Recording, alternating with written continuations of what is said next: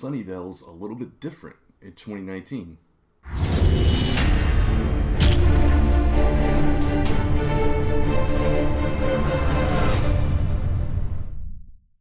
And welcome back to the channel, everybody. I am Brant Fowler, back with you for another comic review. Buffy the Vampire Slayer issue number 2 came out this week from Boom Studios, and because I enjoyed the first issue so much, I wanted to read this one and review this one as well. So before we get into the book itself, of course, it is written by Jordi Belair with art by Dan Mora, colors by Raul Angulo, and letters by Ed Dukeshire.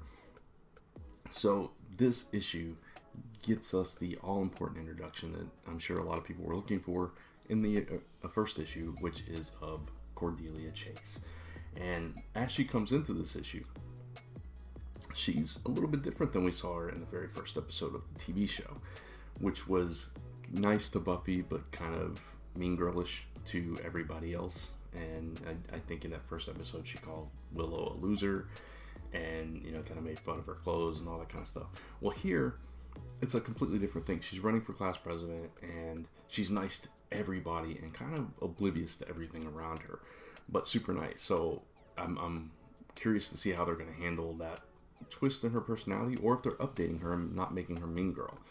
It's going to be interesting to see that. But through her, we get introduced to Spike, and so we've got him into play now. And of course, we had Drusilla introduced at the end of the last issue, and you see more with her and Anya in this issue. And the whole issue opens up with Buffy having a nightmare about letting her friends down, her new friends down, and it's just kind of, crazy. and everybody's warped versions of each other. And by the way, before I get too far into this, I'm trying my best not to spoil it. I don't want to give too many details away, just kind of recapping a little bit of some of the things that happen in this issue, but I'm not going to give away any details. The voice of Buffy here, Jordi has just nailed her voice. I mean, I said that in the first issue, but this issue, it's like all throughout. Every single little line of dialogue just feels like the same Buffy. Yes, it's updated for 2019, and so you get different references and things like that, but it feels very much in her voice.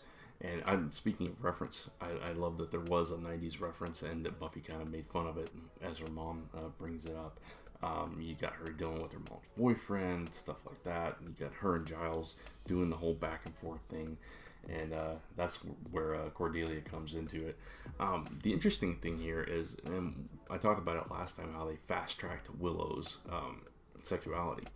Where, in the original thing, it took a while for her to come to terms with that. But because it's 2019, they fast-tracked that, and she's already got a girlfriend. And we meet the girlfriend, Rose, which completely opposite of Willow when you think about personality-wise and just everything, the way she dresses, the way she acts, everything. So it's a real interesting relationship. We get to see very little of it, but at the same time, it's like, okay, this adds a completely new layer to it. And overlaying all of this is narration, and we don't know exactly who's talking until the very end, but it kind of opens up this entire different factor that we didn't have back then, because I'll get to that in a minute. You see Buffy trying to fit in, she meets a guy, all that kind of stuff. It's typical stuff. Like I said, Spike is introduced, Drusilla and Anya. The interesting thing is what they're doing with Xander, and to say too much spoils it, so I don't want to go too far. But he is on the last page, and we find out that is who's talking, and it's interesting the direction they're taking with Xander, because when the show first debuted, texting wasn't your number one way of communicating, right? And now it kind of is, so it's easier to like, oh, hey, sorry, I can't make it, that kind of thing. And what do you do when you have somebody that has lower self-esteem and then all their friends have other things going on, and now you don't have Willow and Xander as a pair, you have Willow and Rose, and Xander's just kind of there. So what do you do with that? And it's an interesting direction that they're exploring with Xander, and I don't know where that's going to lead. It's going to be very interesting. I'm imagining that they're going to introduce the Anya Xander relationship a lot sooner than they did in this TV show. And so we'll see if that takes them down a certain path or what happens here. It's going to be very interesting to see how this plays out. I think the art in this book is gorgeous. I thought the voices were dead on. It's the only thing I can see is if you're a Buffy purist and you want things to be very similar, you might have some issues with it, because like obviously they are taking different tactics with this. They are, fast tracking things, as we keep talking about, and they are taking these characters into different directions, as though like, okay, Willow has a girlfriend already, so where do you go with her story from there? Then Xander doesn't have that, that those people that he's always around, because they have other people in their lives and they're doing their own things. So what do you do with Xander when he's left alone and has nobody to talk to or nobody to hang out with? What do you do with that? What do you do with Drusilla, who's already in the picture and already on the hunt for something to take over?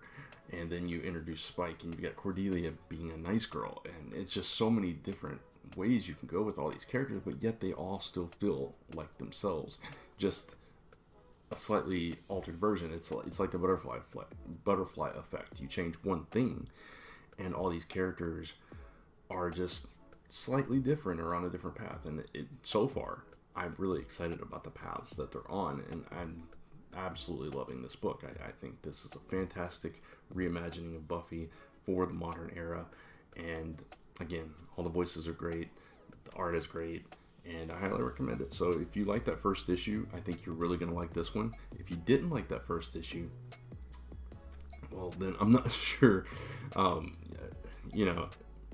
Like I said, they're the same characters. They're just being handled just a little bit differently, but you can still feel those characters in them. So maybe this isn't for you, and there's just volumes of the original and the TV show up on Hulu that you can go refresh and watch those originals. But I think this is a very faithful reimagining of the Buffy universe. So those are my thoughts. I'd love to hear your thoughts in the comments below. Let me know what you thought of this issue and what you think of the direction that they're taking each of these characters, and what you'd like to see. Where would you like to see Xander go from there? Here, for instance, what would you like to see them do with Willow and Rose? It's, so many different aspects of this story that you can explore now that we weren't necessarily able to explore back then. So it's going to be a fun ride. So if you like this video, please give it a thumbs up and hit that subscribe and notification bell so you get updates on all the content going up to my channel. And if you look in the description below, you'll see the new updated schedule for my posts on the channel. And you can also follow me at Brant Fowler on Facebook and Twitter, at Last Number Press on Instagram. And until next time, thanks for watching. I'll see you real soon.